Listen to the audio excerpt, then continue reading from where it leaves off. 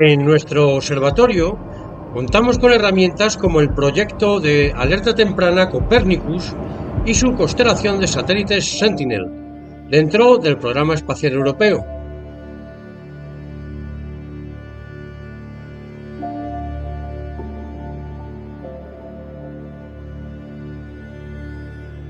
Con base operativa en Hawái, contamos también con el programa de alerta temprana PDC Global Disaster Aware Solutions.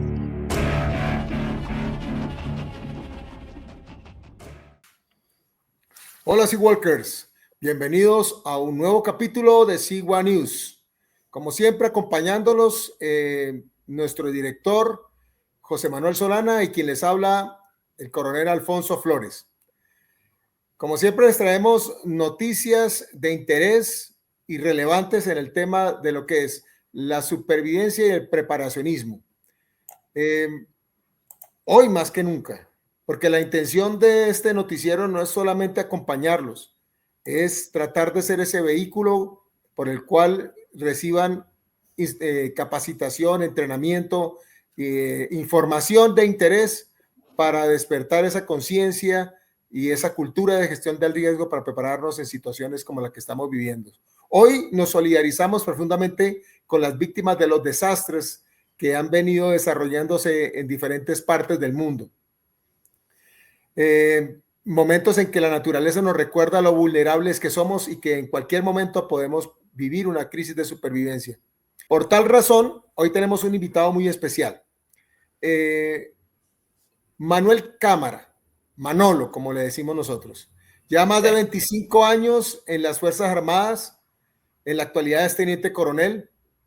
Lleva 10 años como director de la Escuela de Supervivencia y Preparacionismo. Con él hablaremos sobre la importancia del preparacionismo para consolidar familias y comunidades resilientes, teniendo obviamente como base los desastres que han venido ocurriendo. Específicamente hablaremos de lo que sucedió en Valencia, España recientemente.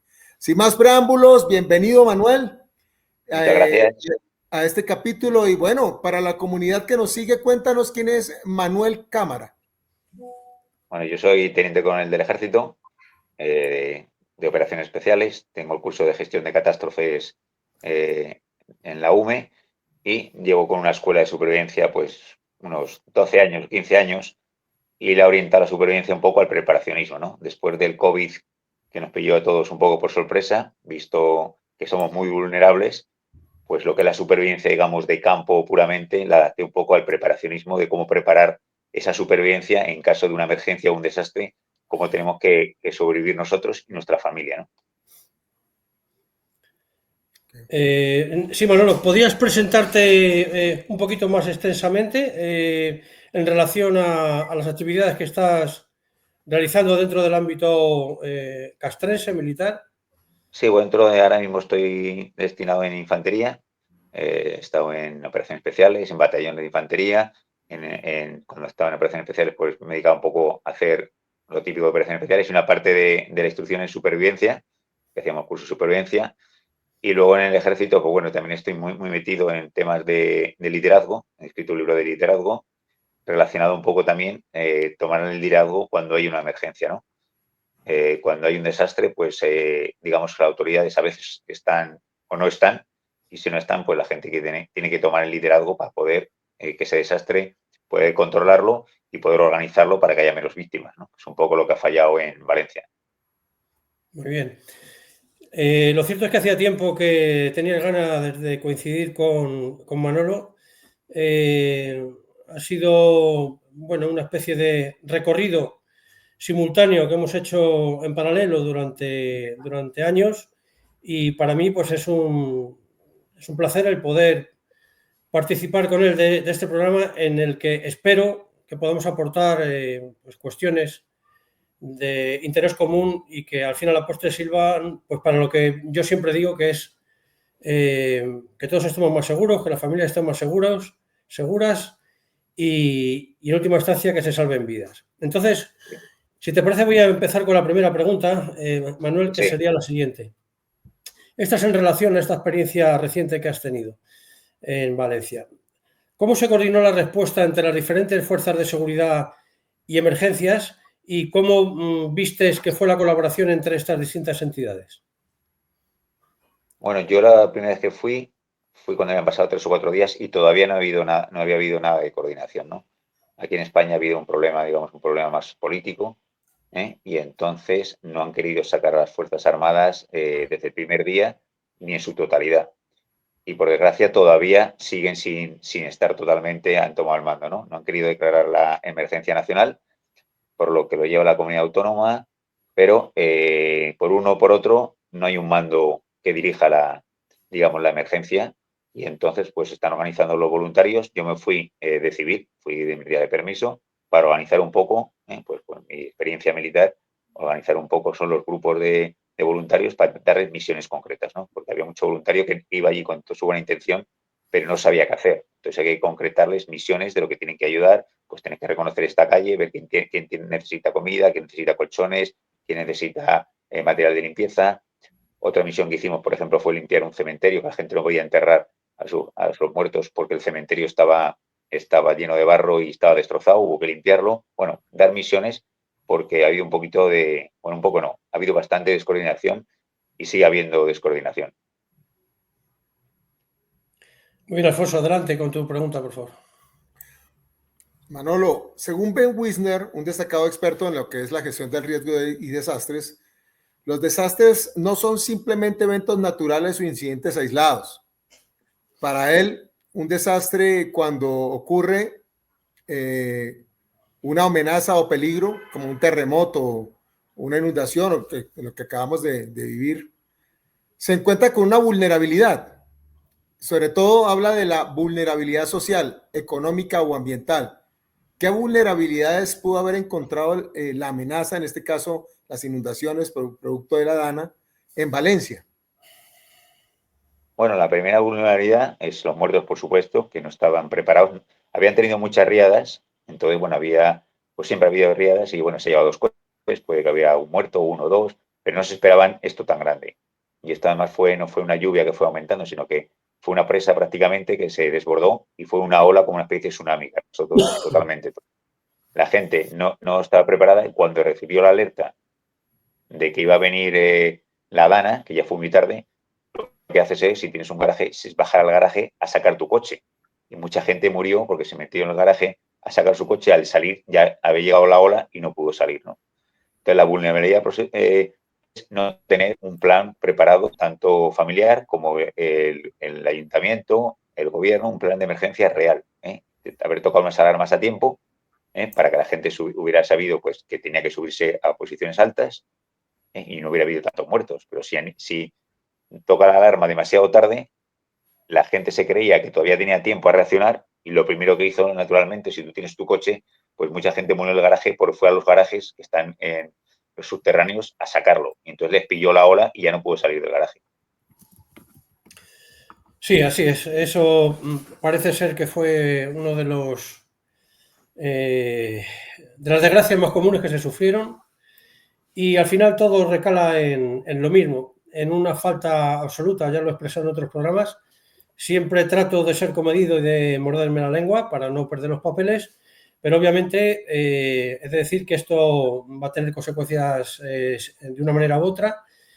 Una de las últimas informaciones que he obtenido es que ninguno de los directores de las presas, que están todas conectadas, todas y cada una de ellas, en una especie como de circuito, dieron aviso a la población de que iban a ser abiertas las compuertas, cuando ellos están obligados, dentro de las distintas confederaciones,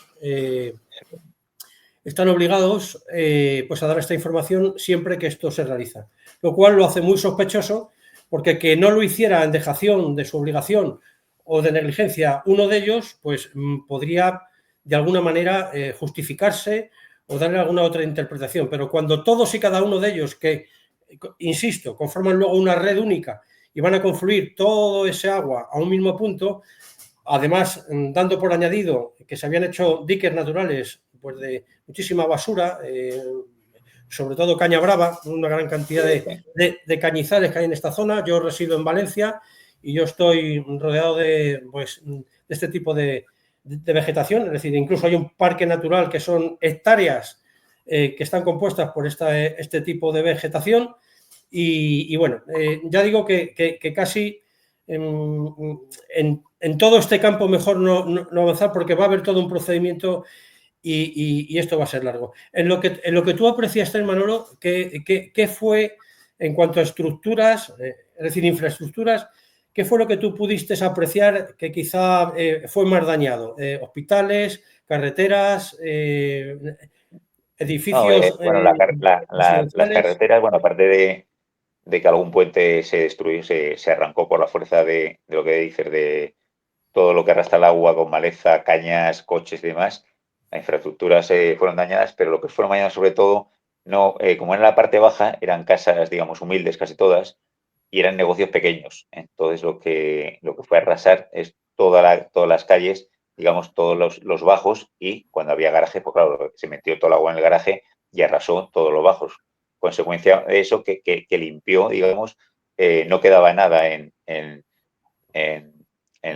las tiendas, en los comercios. Hay la gente que pudo salvarse porque se subió a los pisos de arriba, pero lo que era su casa, su negocio, su peluquería, sus bares, sus tiendas, todo eso queda arrasado totalmente, ¿no? Más luego todos los coches, que dice que hay 200.000 coches ahí en amasijos que todavía están tirados por la carretera, por la calle, algunos están recogiendo, pero es que es muy complicado y hasta que nos impliquen totalmente en esto, pues no se va a poder arreglar, ¿no? Porque el destrozo fue enorme, ¿no? ¿Observaste daños también en centros asistenciales o dificultad de acceder a ellos en hospitales, clínicas, ambulatorios, Cruz Roja? En la zona de hospitales no lo tocó, fue casi todo. En los barrios estaban más abajo, los hospitales estaban un poquito más altos y sobre todo también en los polígonos industriales. Hay mucho, tú que eres de Valencia, que son polígonos de grandes empresas de tal y las arrasó totalmente, ¿no? Que una empresa pues se arrase totalmente, hace que cierre la empresa y sus 100 o 200 trabajadores pues ya no tengan trabajo, aparte de, digamos, todos los daños materiales de vehículos que ha ocasionado, porque la gente ya no puede ir a comprar, no puede ir a llevar a los niños al colegio porque no tiene sus vehículos, ¿no? Entonces, todo eso Ajá, genera, aparte de la desgracia, digamos, de pérdida de vidas, pérdida económica, pérdida de trabajo y pérdida un poco de la sociedad, ¿no? Que se ve un poquito abandonada. correcto. Adelante, Alfonso, por favor. En el antes y el después del, perdón, el durante y el después, porque un antes, desafortunadamente, no solamente se ve aquí la negligencia de organizaciones del Estado o de las empresas que deben haber respondido dar una respuesta a la gente por la situación, también denota una falta de cultura de gestión de riesgo en las personas. Eso ocurre mucho aquí también en Colombia, que, bueno, ya eso ya lo hemos tocado en otros programas. Sin embargo, quisiera preguntarte, Manolo, con respecto a lo que sucedió ahí en Valencia. En primer lugar, ¿cuáles fueron los recursos? Me imagino que la gente salió a buscar elementos. ¿Qué fue lo que primero se agotó en cuanto a medicinas, en cuanto a víveres en general? Y segundo, el después, ¿cómo fue la situación de saqueos y de robos que se presentaron en la zona? Bueno, los recursos, pues bueno, quedarse sobre todo, bueno, la gente que vivía en las partes altas, pues bueno, tenía lo que tiene normalmente la gente en casa, pero no estaban preparados para estar 3, 4 o casi 5 o 6 días sin poder ir a comprar, porque no tenían medio para salir, estaban las calles llenas de fango, estaban llenas de coches que no se podían andar por ellas. Entonces, primero falló un poco la previsión, digamos, de tener unos recursos preparacionistas, por llamarlos, por si hay que sobrevivir. Y luego la gente que les destrozó la casa, pues se acomodó como pudo en casas de vecinos en las alturas, ¿no? Tenían que dormir en colchones mojados, no tenían comida. Nosotros fuimos con un convoy 5 días después y había gente que llevaba 4 o 5 días sin comer. Nadie había ido a la zona, porque hay gente que hasta el tercer día prácticamente nadie pisó la zona. Y esto en un país como España, que es primer mundo, se supone, pues es muy extraño, ¿no? Pero la gente esperaba, bueno, después del desastre, había un desastre, pues que vengan a ayudarnos. Pero que pasó un día, 2 días, 3 días, 4 días y no han llegado. Y a la semana empezó a llegar un poco, nosotros ya fuimos con un convoy y los barrios que íbamos nosotros nadie había ido antes. O sea, después de 4 días, no ha habido las autoridades. Entonces, ha habido un poco de dejación por unas cosas o por otras, pero no puede ser que en cualquier país pase esto, ¿no? Que no haya, que se abandone a la gente y la gente pues, extrañada de que no fueran. Hoy contaba un alcalde de un pueblo que después del desastre, aparte de muertos, al día siguiente no estaban esperando al amanecer que hubiera pues ahí la policía, el ejército, los bomberos, no había nadie. Pero eso el día siguiente, al siguiente y al siguiente, 3 o 4 días sin ver a nadie, ¿no? Con la desesperación Terrible. de no tener, que no te ayuda a nadie, no tienes medicinas, no tienes comida, había gente herida, no tenían medio de sacarlo de allí, porque aquí era más hijo de coches y luego no tenían vehículos para sacarlos. Eso fue un poco el abandono que han sentido la gente de Valencia. Pues Perdón, faltó una pregunta, una respuesta. Y con respecto al tema de saqueos, Sí, pues luego ha habido robos, porque la gente hay mala en todos sitios. Aquí, hablando claramente, pues tenemos bastante inmigración ilegal, que los que han estado robando pues son ellos. La gente parece que le da, no sé qué decirlo, pero es la realidad, ¿no? Pues son inmigrantes que no son la gente del pueblo, porque la gente del pueblo se conoce, pues han aprovechado, pues cuando una tienda estaba medio rota o se había reventado las puertas y había, por ejemplo, televisiones o había electrodomésticos, incluso había comida, pues iban a robarlo, ¿no? Se puede entender de que tú haces un saqueo o tu familia, en caso de necesidad, ¿no? Pues tienes que coger comida, pero aprovecharte e ir a robar, pues, televisiones, móviles, electrodomésticos y cosas, pues eso es un poco lo triste que dentro de lo que ha ocurrido, pues estuvo incluso ocupando casas, gente que tuvo que salir de su casa porque huía por el agua, porque igual tenía la planta baja llena de agua, pero las plantas de arriba estaban bien, pues se la han ocupado, ¿no?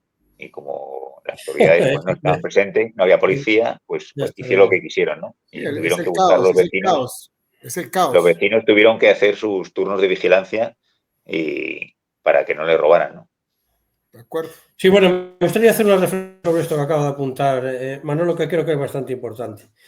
En primer lugar, todos tenemos que ponernos en la piel de unas personas que lo han perdido todo, que están en situación de desesperación y que cuando se requiere de alguna cuestión urgente, pues somos humanos y raro sería el padre de familia que no estaría dispuesto pues a robar, entre comillas, es decir, a apropiarse de lo ajeno si con esto salvaguarda la vida de los demás. De hecho, la propia policía, Guardia Civil, fuerzas y cuerpos de seguridad, en los cuales pues tengo amigos conocidos desde hace muchos años y que han estado ahí al pie del cañón, me decían de la importancia, bueno, aquí hay un título que hemos puesto que es resiliencia, precisamente de la importancia que tiene el ser resilientes con estos temas, ya que se da el caso de que hay un abismo entre este ciudadano que, como digo, se ve abocado a tener que acudir pues a coger algo que no es suyo,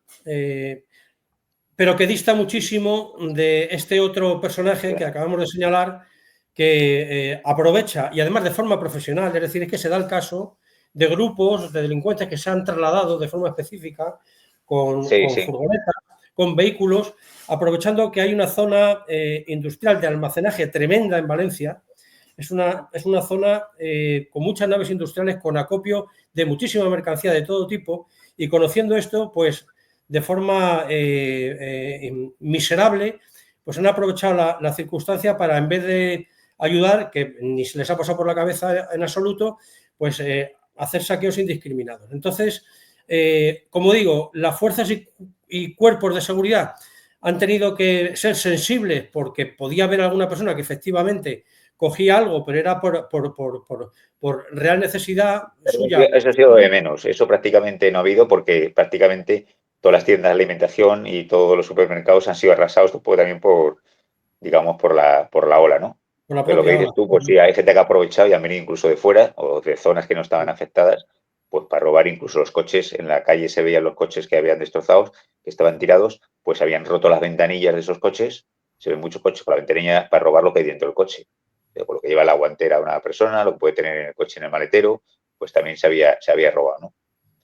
Sí, y ya para terminar, con este detalle que acabas de indicar, que da una muestra de a qué grado hemos llegado ya de perversión del sistema, que una persona que se ve arrastrada por esta dramática situación y cuando vuelve a su casa se encuentra con un ocupante ilegal y que las fuerzas y cuerpos de seguridad no tengan fuerza legal para poderles sacar y volver a integrar a esta persona a su domicilio. Bueno, yo creo que hacemos un punto y aparte ahí. Si no Es quieres un comentar debate algo largo más. eso. Sí, eso ya es. Vale, entonces, una pregunta ya genérica y entroncada con todo esto que estamos tratando, por supuesto. ¿Cómo evaluar la efectividad de los actuales planes de emergencia en España? Y, a tu juicio, ¿cuáles son sus fortalezas y sus debilidades? Si es que tiene alguna Bueno, fortaleza hoy en día. depende también muy quién los tenga o qué comunidad lo tenga o qué población, ¿no? Pero los planes de emergencias no son reales, son, yo creo, un poco corta y pega de otros planes de emergencia, son planes muy gordos, con muchos tecnicismos, pero sin concretar. Y el problema que veo fundamental es que aunque tengas un plan de emergencia, lo tiene que conocer la gente. Te voy a poner un ejemplo. Por ejemplo, el Paiporta, que fue destruido por la... ahí tenía que haber un plan de emergencia que todo el mundo supiera, en caso de una emergencia, pues dónde situar un puesto, dónde estaría situado el puesto de mando, que podría ser el ayuntamiento, por ejemplo, dónde estar los puestos sanitarios para acudir a los médicos, enfermeros y tal, para ayudar a la gente, dónde estar un punto logístico para distribuir comida y agua, qué rutas tenían hasta allí, puntos alternativos, cosas muy lógicas, pero que luego en un plan de emergencias lo hacen con tantos tecnicismos y no llega a la población que no lo saben. Entonces es fundamental, por pequeños pueblos, pequeñas comunidades, ensayar estos sitios, que sepan llegar, que un día se junten, toquen una arma y que todo el mundo acuda al puesto de mando, que hayan unas listas con toda la gente de la población, de personas mayores, discapacitados, para poder atenderles, ¿no? Y eso es lo que ha fallado y falla, creo, en toda España, porque no son unos planes muy realistas, son planes a nivel muy institucional, muy grandes, pero si el vecino no sabe dónde va a estar la sanidad o dónde va a estar la comida, dónde van a repartir agua, pues no conseguimos nada. De acuerdo, aquí es muy importante hablar de la autosuficiencia. De todas maneras, quería preguntarte qué papel desempeñan las Fuerzas Armadas en España en la gestión de catástrofes y cuáles son los principales desafíos que enfrentan estas fuerzas a la hora de coordinar un plan de emergencia. Ya acabas de decir que realmente un plan de emergencia como tal en el tema de desastres pues prácticamente no existía. Pero en otras catástrofes ha ocurrido lo mismo o han habido respuestas diferentes. ¿Cómo ha sido eso? Bueno, aquí en el ejército tenemos la Unidad Militar de Emergencias, la UME, que está muy capacitada para todo esto y bueno, interviene un montón de catástrofes muy bien coordinada. Cuando la emergencia ya sobrepasa, pues se pide permiso, apoyo al ejército, ¿no? Para que le apoye. En este caso, como ha habido unas cuestiones políticas, pues no le han dejado intervenir, no han dejado intervenir a las Fuerzas Armadas, que yo sé que tengo compañeros que están muy frustrados porque no les han dejado ayudar. No han querido coordinar, los han mandado tarde y mal, ¿no? Y entonces también falta un poco igual que la UME tiene su instrucción, tener un poco de instrucción en las Fuerzas Armadas, aparte de que estamos para combatir y para defendernos, también, tal como está el mundo, pues cuando hay una guerra, un conflicto, al final es un desastre y una emergencia, ¿no? Hay que atender a la población, hay que reconstruir un puente, hay que dar de comer a la gente, hay que montar puestos de socorro para sanidad, pues también hacer un poco de instrucción en este tema, ¿no? No dedicarnos un poco que esté la UME y el resto, pues no tenga esa instrucción. Convendría que todo el mundo supiera cómo reaccionar y coordinado entre la UME y el resto del ejército cuando es una catástrofe grande.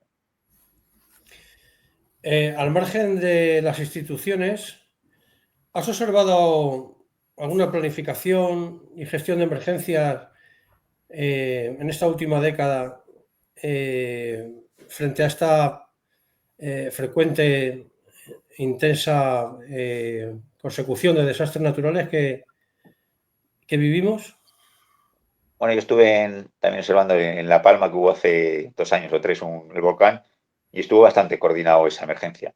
Esa emergencia, la diferencia con esta, primero, esa emergencia que es progresiva, él iba avanzando, digamos, la lava, no hubo muertos, eso es fundamental, y dio tiempo a montar unos puestos de mando coordinados y estuvo muchísimo más coordinado. La cuestión ahora de un poco de enfrentamientos políticos ha evitado, eh, yo en mi opinión creo que intencionadamente, que se coordine y por intereses políticos, hablando claramente, ha muerto gente, ¿no? Hay gente que ha estado en el garaje 2 días ahogándose y ha muerto el tercer día pidiendo socorro y nadie ha ido a verlo. Eso es vergonzoso que haya ocurrido en un país como España, teniendo medios. Y luego también ha pasado un poco que tú que estás en Valencia, la gente no sabía la realidad de lo que estaba pasando. Porque yo que he estado en la zona, digamos, cero y luego está en Valencia, los valencianos no se imaginaban que a 1 kilómetro, 2 kilómetros había ese desastre tan grande, ¿no? Porque los medios de comunicación tampoco han contado la verdad, en vez de ver la situación, y entonces la gente pues hubiera reaccionado, hubiera ayudar evidentemente a la gente. Bueno, para mi desgracia, yo sí que fui consciente de ello. De hecho, llevaba tiempo ya consultando a EMED y el satélite Sentinel y, bueno, algunas otras aplicaciones. He seguido muy de cerca, he tratado de seguir muy de cerca cómo era la evolución de esta ciclogénesis, como le llaman técnicamente, y realmente incluso hicimos un programa previo a cuando ocurrió este desastre, donde ya hacíamos mención a estas cosas, que todo el mundo lo puede ver, y sí que es cierto que, como siempre, como hay una cadena en la que los medios de comunicación están sujetos a lo que pues el gobierno de turno quiere o necesita, y más con este gobierno presente, pues aquí había un desconocimiento total. Es decir, no solo un desconocimiento total ya una vez había acontecido, sino un desconocimiento absoluto de los peligros que se cernían sobre el Golfo de Valencia y que ya históricamente había tenido pues una repercusión grave. Aquí, de forma permanente, todos los años hay gota fría. Yo soy de Madrid, pero llevo viviendo en Levante, menos una época que viví en Centroamérica y en Estados Unidos. Siempre, desde que yo recuerdo, a partir del mes de septiembre ha habido una gota fría. Cuando no ha golpeado Calpe ha sido Campello, cuando no ha sido Alicante capital, siempre ha habido algún fallecido ocasional, pero siempre han habido inundaciones de estas zonas. Hablar del Golfo de Valencia y hablar de una reiterada situación de catástrofe es conocida. Y lo sorprendente, como digo, y como tú estás señalando, es que la gente que sufre de forma particular en estas localidades todos los años estas inundaciones, hace 2 años murieron 2 personas aquí cerca, es decir, en la zona donde yo vivo, en Castellón, siempre hay alguna torrentera que se lleva un coche, algún desaparecido, desastres muy localizados. Entonces, como tú bien dices, que es el tema con el cual a mí me gustaría ya avanzar, es cómo se puede conseguir que la población, al margen de las instituciones, generar una cultura de riesgo, que la gente tenga presente que tiene que tener un plan de emergencia para sí y para su familia, que hay aplicaciones, que hay sistemas para estar informados y que esto tendrían que naturalizarlo e incluso, ya que la educación reglada no se ocupa de ello, para eso estamos nosotros, y animar a la gente de que participen de este tipo de conocimientos que en un momento u otro le pueden golpear de esta manera, siendo una catástrofe global, o de manera en particular, pues porque todos estamos sujetos a sufrir cualquier tipo de emergencia. Entonces, ya dicho esto y haciéndote una pregunta en particular, en tu escuela, en Tenerife, ¿qué respuesta estás observando desde tu posición privilegiada? Porque sé que tienes recursos a tu alcance, como es la universidad, como es el hecho de que estás en activo como militar, con estas facilidades, digamos, que tú puedas tener y que otros no tenemos, y también el hecho de estar en Tenerife, de alguna manera... En Las Palmas. En Las Palmas, perdón. Es una localización geográfica un poquito más cerrada, quizá tienes más medios para llegar a la gente. En tu experiencia, ¿cómo estás avanzando? ¿Crees que la gente tiene esa resiliencia para participar? ¿Cómo ves el futuro? Pues la verdad es que no la tiene en ninguna parte de España. Estamos viendo ahora en Europa que están mentalizándose, pues hay una guerra, están distribuyendo folletos, y aquí ya el ministro de Interior ha dicho: aquí en España no va a distribuir ningún folleto. Un folleto con lo que tienes que tener, lo básico, que la gente lo desconoce, y aquí en España, pues todavía como somos, hasta que no nos pasa el desastre, no nos preocupamos. y cuando ha pasado dos meses después ya ni nos acordamos, ¿no? Lo que decías tú, en Valencia ha habido gota fría, ha habido siempre inundaciones, ha habido muertos, por desgracia, pero la gente toma medidas, pero no se espera una especie de tsunami, que esto es lo que ha sido en este caso, ¿no? Pero respecto a mi escuela, pues nosotros estamos dando cursos tanto a la universidad como al gobierno de Canarias, un poco para mentalizarles en esto. Pero cuesta, todo el mundo que hablo, amigos, compañeros, todo el mundo dice que es muy importante, que es interesante aprender estas cosas, pero luego, por pereza o porque creen que no les va a ocurrir, pues no se apuntan a los cursos o no toman el interés real que tenían que tomar, ¿no? Hemos tenido la pandemia, con eso ha habido un poquito cambio de esta mentalidad, porque se han dado cuenta que somos vulnerables, pero ya ha pasado y parece que se han olvidado, ¿no? Entonces estamos expuestos a cualquier tipo de desastre en cualquier momento, ya lo estamos viendo en el mundo. Sí, es un tema muy complicado de la cultura de gestión del riesgo, porque si bien el gobierno tiene la mayor cuota de responsabilidad, también la población civil la tiene. La población civil tiene que prepararse para tener resiliencia ahí. Para obtener esa resiliencia se necesita no solo el desear tener resiliencia, sino tener la capacidad técnica, psicológica y los recursos para hacerlo. Estos recursos estamos hablando, entre otras, de ser autosuficientes, y no ha sido posible, no solamente allá. Por eso, para comentártelo, Manolo, creamos este proyecto Noé aquí en Colombia, porque le pasó, haciendo una metáfora a Noé, lo mismo.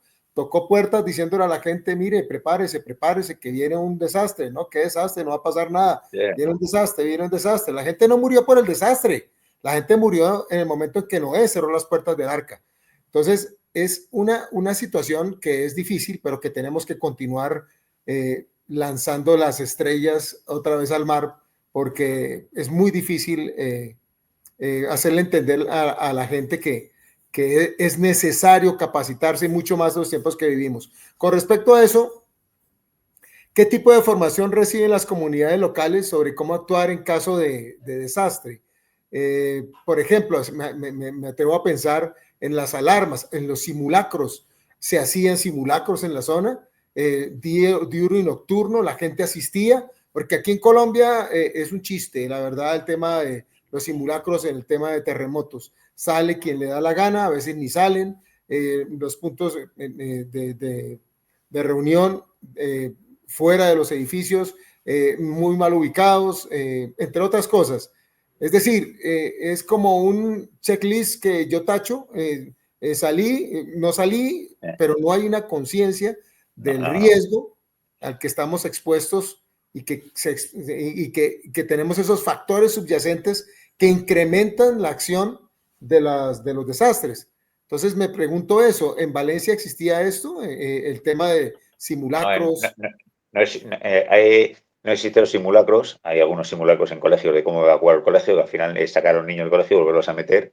No hay mentalidad, y lo que esto sería importante, pues en los colegios darle charlas desde pequeños a todo el mundo para que sepa cómo reaccionar, qué tiene que preparar, dónde tiene que ir, cómo avisar a sus padres, cómo dónde recogerlos, unos puntos de reunión, cosas básicas que, igual que le están dando un montón de charlas absurdas a los niños que vienen de distintos colectivos a aguantar unas charlas, pues mentalizarles y dar unas charlas de preparacionismo, ¿no? Que al final es lo que te puede salvar la vida. Pero aquí, como en Colombia, no hay mentalidad, no hay planes, la gente no sabe lo que hacer, no sabe si suena una alarma, no sabe si es la fiesta del pueblo o hay una alarma que está sonando, porque la gente no nos han concienciado ni nos han explicado, ni por los medios de comunicación, que 3 pitidos es una emergencia, las sirenas, no hay sirenas, y si hay una sirena, como nadie le ha dicho que esa sirena significa que hay que evacuar, tampoco lo sabe. Bueno, un desastre es la planificación y, digamos, los conocimientos que tiene la gente de si hay una alarma, dónde tiene que ir, qué tiene que hacer, y luego saber que hay una alarma, ¿no? Porque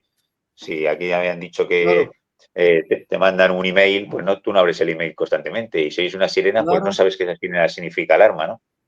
claro. Bueno, mira, yo una vez más, bueno, creo que tengo que hablar de Sideway. En el 2016 se fundó Sideway en Miami, en Florida, y desde entonces, desde la elaboración, cuya ayuda inestimable tuve con el comandante Vicente Lumbreras, el destinado en ese momento en el MADO, el cual pues, nos pues, hermanaba una actividad y una amistad desde hace años. Se hizo un trabajo ingente y tengo que decir que dediqué muchos años a tratar de estructurar un sistema educativo que contemplara dentro de unos skills, en concreto son 10 skills, toda una formación en cada uno de estos campos. Creo que me moriré de viejo y no verá la luz este proyecto dentro de la educación. Lo he intentado integrar dentro de varios países. Complicado, yo también he intentado y es muy complicado. Es tremendo. Tienen que ser las instituciones las que se mentalicen y cuando pase algo, no sé si ahora después de Valencia se puede mentalizar, pero es muy complicado meterlo porque no quieren, no se quieren complicar, digamos, que en esta vida no quieren, cuando hay una cosa muy importante que es eso, como aprender primeros auxilios, que tenemos que aprender todos, tanto el colegio, universidades y los trabajos, son cosas tan básicas que no sabe la gente, ¿no? Yo creo, Manuel, que va un poquito más allá, que lo que nos quieren hacer es dependientes, es decir, al ciudadano, al civil, le quieren hacer dependiente de las instituciones para que, en todo caso, cuando tengan una necesidad, entiendan que están las instituciones para ello. Entonces, lo que nos resta es, dado este divorcio entre el Estado y el ciudadano, lo que nos resta es hacer entre todos lo que podamos para que humildemente podamos ir aportando dentro de la supervivencia los conocimientos y las ayudas al ciudadano que les permitan ser autosuficientes. Porque mi lucha en principio fue contra los propios youtubers que entendían la supervivencia como hacer fuego con un ferrocerio y en fin, y hacer 4 habilidades campistas, y esto es mucho más allá. Esto tiene que ver con toda una serie de conocimientos, con una cultura y con una educación y con unos conocimientos multidisciplinares. Y nuestro afán, y para eso está Manolo haciendo un trabajo, como digo, desde una situación, en su caso, profesional privilegiada, porque de algún modo su recorrido profesional le permite y le invita a introducir todo este campo en esta subprofesión como militar. Entre todos, pues tenemos la obligación, el derecho moral y ético de dejar este legado a la gente, y el que nos quiera escuchar, que nos escuche, pero desde luego que por nosotros que no quede, y aquí estaremos en este programa, pues tratando de traer a gente como Manuel, que quería traerle para que todo el mundo le conociera y que siguiera su trabajo y su obra también, para que viera que, en fin, que estamos en el ajo y estamos aquí para lo que consideren. Entonces, bueno, si quieres añadir algo. Sí, quiero agregar algo que me parece que tiene que ver con la ecuación, y ustedes lo acaban de decir, nosotros vivimos de esto y vivimos también y nos retroalimentamos con todas las experiencias que nos dan los desastres. Lo acaba de decir Manolo cuando hablaba de las personas que fueron a salvar sus coches. En una situación de estas, si hay una conciencia situacional o un entrenamiento, una capacitación en el tema de riesgos, lo mínimo que uno va a decir, no debo entrar es un riesgo. En Otis el año pasado, ¿cuántas personas murieron en Acapulco lanzándose a sus botes porque eran su medio de sustento y murieron por causa de las olas y todo lo que genera un huracán? Sí. Este es un tema bastante complicado que requiere, desde luego, todo esto que estamos haciendo. Generar primero conciencia que a mayor vulnerabilidad habrá menos resiliencia. Y esa vulnerabilidad se genera es por todos estos factores, entre otros, la falta de cultura de gestión del riesgo. Nosotros no podemos decir que todo lo tiene que hacer el Estado. Eso no es cierto. El Estado nos lo ha dado. Nos ha dado el ejemplo Otis, nos ha dado el ejemplo ahorita Dana, que el Estado puede colapsar. Y es en esas circunstancias en que nosotros debemos decirle, y para eso ustedes, los oyentes de C1 News, a los que nos siguen en C1 News, es importante que adquieran esa conciencia de la necesidad de prepararnos. Prepararse no es ser paranoico, prepararse es ser resiliente. Sí, sí, tienes razón, hay que prepararse y luego hay que saber actuar. Lo decías tú, no puedes que toquen una alarma y bajarte al garaje a sacar el coche cuando se va a inundar. Hay que saber qué hacer. Entonces, eso pues tienes que tener Claro, eso tu son plan los de evacuación simulacros. claro, hay que ensayarlos, pero realmente, no hacer un Claro, poco para cumplir el expediente y hacer unos simuladores reales, ¿no? Con los distintos desastres según la zona donde estamos ubicados, ¿eh? Aunque ya estamos expuestos en todos lados a todo, ¿no? Pero saber qué hacer, que no sabe la gente cuando hay una emergencia, no sabe a dónde ir, qué hacer, a dónde acudir, si tiene que correr barranco arriba, barranco abajo, ir a por el coche, sacarlo, no sacarlo. correcto, correcto. Así es. Y eso es global, es global. ¿Eh? La gente no sabe cómo actuar. No podemos, el Estado no puede centrarse en fortalecer solamente a los organismos de respuesta. No. Lo primero que se debe capacitar es a la población, porque la población siempre va a haber un tiempo de demora en la reacción. Es lógico. Hay que organizar la reacción. La reacción no puede ser improvisada. Tiene que ser, pero no puede demorarse 4 días. O sea, Sí, sí. y esa es la capacidad que deben obtener los ciudadanos, el ciudadano común, de saber que tengo hasta cierto tiempo víveres de reserva y tengo una autosuficiencia que me permite hasta cierto punto mantenerme. Esto me da una tranquilidad psicológica, minimiza la incertidumbre, entre otras. Yo pienso que esto es al final lo que nosotros queremos con este tema de hoy tan interesante, con un invitado tan interesante como Manolo, porque nos ha mostrado de forma directa lo que pasó y de lo que estamos hablando nosotros son vidas lo que hay detrás de todo esto. En relación a este libro, a este primer libro que escribiste, Manolo, y en particular, pensando en su título, que también aparece en el título de este programa que estamos haciendo, poniendo a la familia como núcleo principal, ¿qué consejos o qué tips, como dicen ahora, o qué cuestiones aconsejas que de forma preferente deberían de tener en cuenta, no ya en previsión de una emergencia o un desastre anunciado, sino, digamos, como naturalizado y preparado por si pudiera darse el caso, sin llegar al extremo, bueno, como ya hemos dicho, puede dar la impresión de que hay en fin, uno participa de una histeria colectiva o que es un neurótico o algo de este tipo. Bueno, yo en el libro se llama Prepárate, prepara tu familia para sobrevivir a desastres y emergencias. Lo trato de una forma, como dices tú, sin paranoias y sin alarmantes, simplemente cosas tan lógicas y tan básicas como tener dinero metálico en casa, porque si se va la luz no vas a poder ir a comprar a la farmacia los medicamentos, porque con la tarjeta no va a funcionar el datáfono, tener una linterna en el coche, bueno, una serie de cosas que son básicas que hay que aprender, ¿no? Entonces, lo que al final del libro lo que hablo es un poco de que es muy importante tener una mentalidad de la familia y que hagan su plan familiar, en que vean un poco a qué desastres están expuestos. No es lo mismo estar en la selva, que están en Canarias, estar en montaña, que puede haber grandes nevadas, ver cuáles son los desastres más habituales, aunque como he dicho, con el ciclo climático, no cambio, sino el ciclo, porque todo esto es un ciclo, pues hay desastres hasta en una zona de ciclo que hay más desastres, o hay más propaganda, ¿no? Cuando interesa para hablar del cambio, que bueno, sería otro tema largo de explicar, ¿no?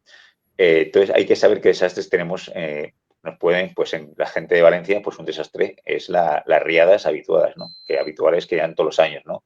Luego hay que tener materiales, ¿qué materiales tengo que guardar? Tanto en casa como en mi mochila, almacenaje. No podemos almacenar como los americanos, algunos preparacionistas tienen para 100 días, pues tenemos que De tener pues un por lo acuerdo, menos de para acuerdo. 3 días por lo menos, depende de mi capacidad de la casa, qué volumen tenga de casa, mi economía, no puedo tener comida para 40, 50, pero ponemos para 3, 4 días. Medicina sí que es importante tener una acumulación un poquito más larga, porque si tengo un tratamiento mi familia, mi padre que tiene todas unas pastillas y estamos diabéticos, cualquier cosa, pues tengo que tener, por si hay un desabastecimiento simplemente, porque ahí la cadena de suministros, aunque no ha pasado un desastre, se ha roto, ¿no? Por una huelga de camiones, por ejemplo, y no llegan a la farmacia los medicamentos, pues tener por lo menos medicamentos pues para 10, 12 días. Y luego pues tener tu botiquín en casa, saber usarlo, saber primeros auxilios, tener un kit en el coche de vehículo, lo que tengo que llevar en el vehículo, ¿eh? O sea, para no extenderme, pues preparados ciertas cosas que no sean tan complicadas de tener luego unos planes de contingencia, qué hacer en caso de, pues, si ocurre un desastre, pues un terremoto, por ejemplo, y los niños están en el colegio, ¿dónde tienen que acudir? Porque igual la zona de la casa está destruida por el terremoto. Pues tener un punto de reunión, un punto principal, un alternativo, quién va a recogerlos, el padre, el madre, tener unas señales entre la familia, unos códigos para saber si lo ha recogido el padre, lo ha recogido la madre, no va a haber comunicaciones porque se van a ir las redes. Todo eso hay que tenerlo previsto, ¿no? En un plan familiar, ¿no? Y luego, muy importante, practicarlo, ¿no? Pues yo siempre cuento que una vez o 2 veces al año, puede hacer como hacen los americanos, un día, digamos, lúdico que pueden aprender, se divierte la gente y aprende cosas, ¿no? Y tocar una emergencia y que tengan que acudir al punto de reunión, tienen que ir al punto de aguada, sabiendo dónde está la comida, rutas de evacuación, incluso dormir una noche fuera, pues con medios de circunstancias que pueden ser desde una tienda de campaña a un pequeño refugio improvisado construido con ramas, ¿no? Y se hace allí, se hace con toda la familia, se pasa un día. Luego también es muy importante relacionarse con los vecinos, porque no sabemos si el vecino de al lado es médico, es enfermero, es ingeniero, es carpintero, que siempre puede ayudar a la comunidad, saber esas características y mantener este plan activo. Mantenerlo, pues es revisar la caducidad de las latas que tenemos, de la comida, el agua cambiarla pues cada 6 meses.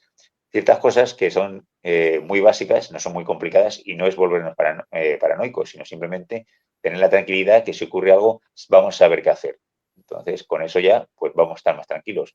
Porque muchas veces ocurre que los servicios de emergencias, policía, bombero, militar, UME, ellos están metidos en la emergencia, pero su familia, ellos también están preocupados, pues su familia puede estar también en el desastre. No puede estar trabajando un bombero o un militar, ayudando a gente, por supuesto, pero no sabe si su familia está bien, si saben qué hacer, si les han recogido, si han sabido huir a un punto de altura porque había una riada, todo eso es muy importante. Si lo han planificado antes, lo han entrenado, pues va a tener la tranquilidad de que sabe que su mujer, sus hijos, sus padres saben qué hacer en caso de desastre. A colación de esto, y bueno, ahora le dejaré a Alfonso que haga su pregunta correspondiente, pero Alfonso tiene un proyecto muy bonito que me gustaría destacar aquí y que se entronca pues con esta visión de este manual, digamos, o de este...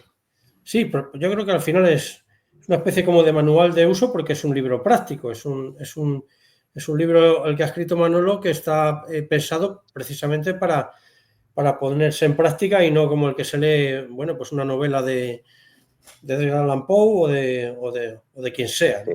Entonces, al final es un manual. Y la idea que estaba comentando, bueno, no la idea, el proyecto que él quiere desarrollar y que creo que es muy importante, es orientarlo un paso más allá de la familia y orientar unos conocimientos básicos que sean de fácil asimilación por parte de los niños. Es decir, ya que en los colegios no se ocupan de esto ni permiten que se ocupe de esto, que es increíble que no se les dé un cursillo de primeros auxilios básicos a unos niños o de la cuestión más básica que uno pueda imaginarse, que es si sale al campo, pues por lo menos enseñarle pues algo de orientación, aunque sea básica, ¿no? Por si sale con la bicicleta o se pierde, en fin, este tipo de cosas. Entonces, el proyecto que tiene, que forma parte de ese proyecto Noé, Alfonso, considera la posibilidad de elaborar un manual semejante al que ha escrito Manuel, pero ya digo, dirigido de forma gráfica, de forma más incluso pues con personajes, etcétera, para acercar a los niños eso ya está. Entonces, aquí podemos ver que estamos en ello, que no vamos a tirar la toalla, que vamos a seguir cada uno de nosotros desde nuestros campos, cuando nos podamos ayudar pues estaremos juntos en esta tarea para sacar cualquier proyecto Así adelante. es, así es. Y bueno, mira, es triste, perdona que complemente esto, José, y agradeciéndote por lo que has hecho por el proyecto Noé.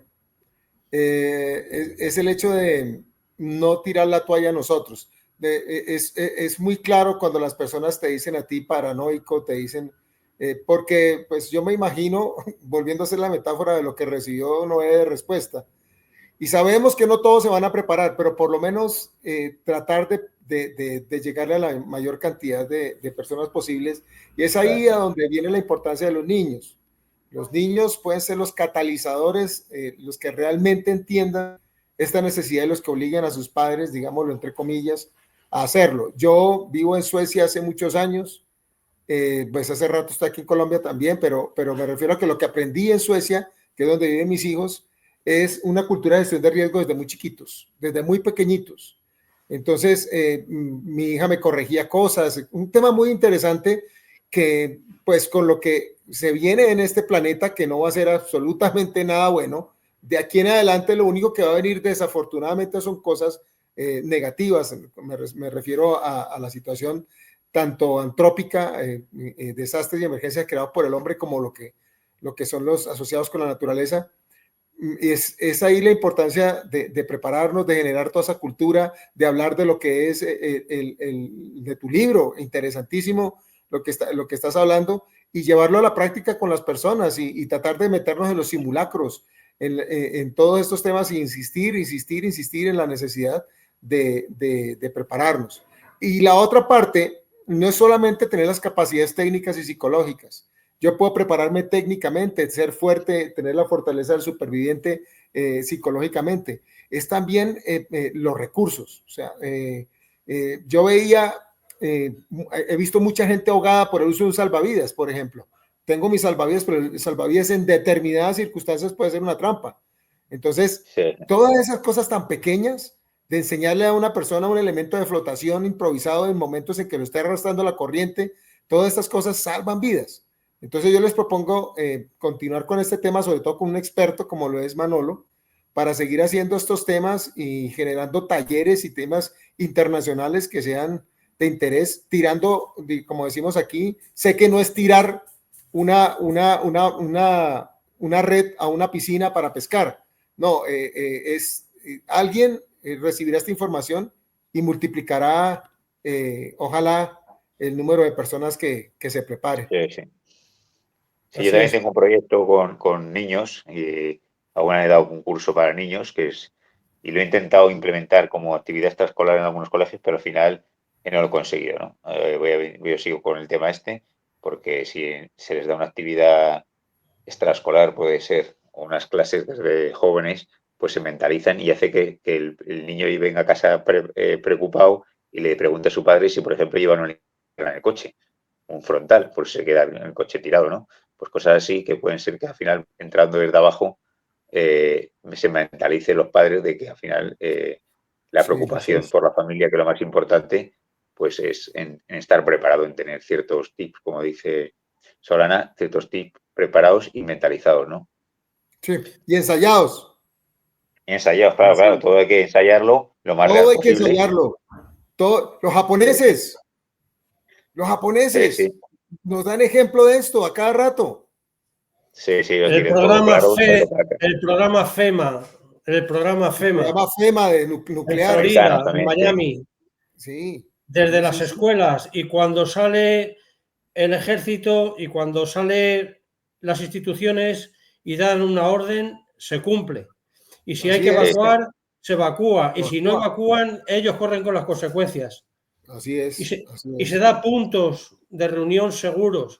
Y se dice exactamente lo que tiene que hacer, la gente está educada. Y se hacen 2 o 3 ensayos anuales en instituciones, en colegios, en comunidades, en guarderías, en asilos, en situaciones... Exactamente. Aquí en España es lo que tenemos que hacer, pero es complicado con las autoridades que tenemos mentalizar que eso tiene que ser obligatorio, ¿no? Así es. Sí, claro, no es cool. Por eso es falta de cultura de gestión de riesgo. ¿Cómo es posible? Pasa en Colombia igual, me imagino que en España igual, que la cultura de gestión del riesgo se prepare desde los colegios. Desde los colegios, o sea, no como un extracurricular que si quiero o no quiero hacer talleres en el tema de supervivencia urbana, por ejemplo, o semiurbana, sino es parte del pensum académico. Hacerlo es complicado. A veces uno piensa, ¿será que hay un negocio detrás de cada desastre? Cada desastre, ¿cuánto cuesta recuperar una ciudad como pasó en Katrina? ¿Cuánto costó la reconstrucción de Katrina? ¿Será que hay intereses para que esto suceda? A veces lo puede pensar uno porque es que no dejan ni eso. Sí, eso ya son temas... Sí, otro debate largo. Sí, especulando, pero uno dice, oiga, ¿cómo es que usted no me va a dejar, o no va a dejar a mí, al que sea, ponga a hacerlo? Pero a los niños, desde pequeños, hay que prepararlos, que los niños sepan cómo reaccionar. Ya nosotros estamos de salida, pero los niños van a recibir ¿qué? ¿Qué le estamos entregando? Ya sabemos qué le estamos entregando, pues prepárenlos. Ya no es un favor, es un deber. Pero bueno, a Manolo, a José, muchas gracias. Ya escuchamos tus proyectos, el proyecto interesantes que tiene Manolo a desarrollar. Ojalá podamos llegar a esa cultura de gestión de riesgo que queremos en nuestros países. Sí. Llegamos, no sé si José tenga otra pregunta. Quería una última, que yo sé que Manolo sabe torear muy bien y la va a contestar de forma muy breve, pero hay otro libro muy interesante. Ojo, Manolo, que salió el torero. Ojo, que estas son bravas. Yo sé bueno, que para algunos también puede considerarse algo paranoico el hecho de que podamos sufrir un apagón, pues con ocasión de, en fin, pues de una anomalía solar o con ocasión pues de algún desastre tipo Tecna, no lo sé. Pero sí que has escrito un libro que da unas claves y cuando lo has escrito es porque has considerado que es una cuestión que puede suceder y que es una cuestión importante, de relevancia y que requiere de tener pues algunos mecanismos para poder afrontar algo tan serio como es quedarse sin luz, no ya desde el punto de vista... Es que la gente parece que cuando hay un apagón uno piensa en que la bombilla no le va a funcionar, no. Es que se cae el sistema informático, se caen las comunicaciones, se bloquean los sistemas informáticos de las aerolíneas, en fin. Es un no, hasta que no le llega agua al tercer piso o al octavo porque va con un motor, el agua del grifo, no están sin aguas, que son cosas que la gente se cree que aunque haya apagón, lo dices tú, no es que se te fue una bombilla, los frigoríficos, la comida se va a echar a perder, no hay comunicaciones, no vas a poder cargar el móvil, no vas a perder el contacto con las autoridades, porque por eso se dice siempre llevar una radio a pilas, ¿no? Para que te puedan informar. Pero, tiene muchas consecuencias, aunque sea de 3 días, simplemente, y así es un apagón largo, pues puede ser un gran desastre. Pues no puede reaccionar. Los medios policiales, emergencias, no tienen cómo comunicarse, entonces no pueden resolver ese apagón. ¿No? Y es un escenario muy probable en el tema de la guerra híbrida, ¿no? Que se está viendo. Ahorita acabamos de ver la sospecha de sabotaje con el atentado contra los cables de telecomunicaciones. Sí. El ataque de hackers. Yo he tenido la oportunidad dentro de las capacitaciones que hacemos en los talleres de hablar de lo que es esta parte de los desastres antrópicos, de la capacidad que tiene un hacker de bloquear un país. Sí. Esto es. Me parece, Manuel, que dejemos una puerta abierta para no consumir más tiempo y que hagamos un programa específico contigo basado en el desarrollo que has hecho de ese libro y veamos más con detalle todo este tema de los apagones, etcétera. Tengo por aquí, me parece que se ve apagón eléctrico. Sí, muéstralo, por favor, para que lo puedan ver. Sí, no sé si se ve. Sí se ve, sí. Es como reaccionar ante un apagón eléctrico, ¿no? Lo he editado en negro para que vean que es todo un apagón, que está todo oscuro. Bueno, está buena la idea. Es curioso. Sí. Entonces, ¿me coges el testigo? ¿Te animas a esta segunda invitación? Sí, hacemos otro día, hablamos de lo que es el apagón y las consecuencias que puede tener y demás, ¿no? Y cómo hay que prepararse para eso. Perfecto. Bueno, este canal está para eso. Está para eso, Manolo. Este es tu canal. cuando no solo tú, todas las personas que nos están siguiendo, les pedimos, escríbanos. Luego, ¿Qué dudas tienen? Solana me pasa el contacto del coronel para tenerlo ya en el móvil y Claro, por tenerlo por WhatsApp y hablar de vez en cuando. Claro, Por nosotros supuesto que queremos, sí. Proyecto Noé, ya terminando el tema, crear una comunidad intercomunicada.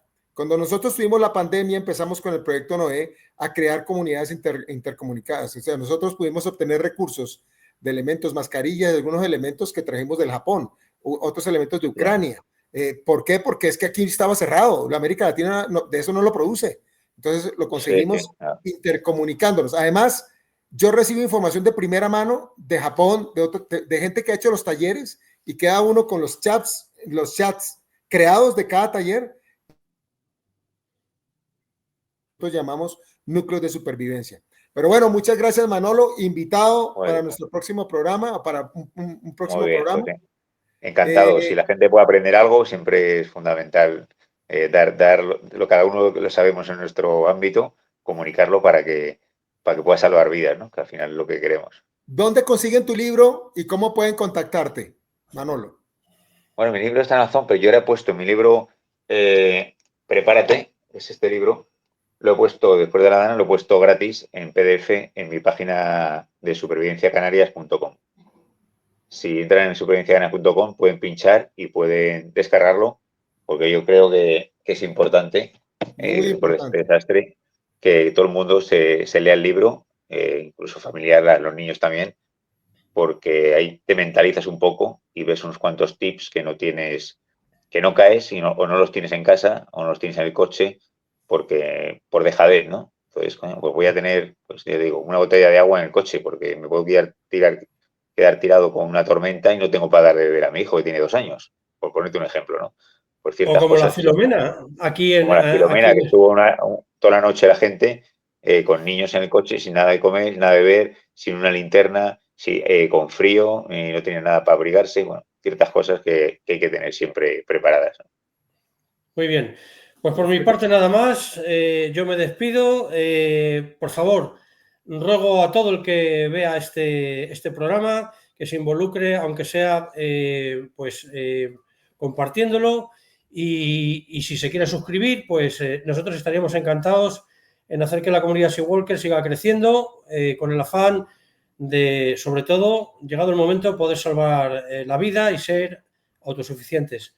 Por mi parte nada más, un saludo, un abrazo, Manolo. Muy bien, igualmente, un abrazo, encantado con él y estaremos en contacto para intentar ilustrar un poco o que la gente sepa qué tiene que hacer, que es importante. Perfecto, ya con esto llegamos al final de otro capítulo más de nuestro noticiero Sigua News. Nuevamente un agradecimiento a Manuel Cámara por su valiosa información.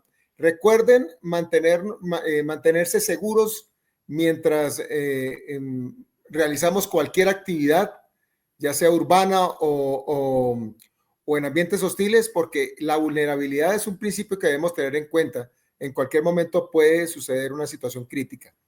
Les invitamos a darle like a este video, a compartirlo. Recuerde que este video salva vidas y prepárate. Estamos en contacto. Chao. Venga, gracias. Hasta luego. Chao, Manolo. Gracias.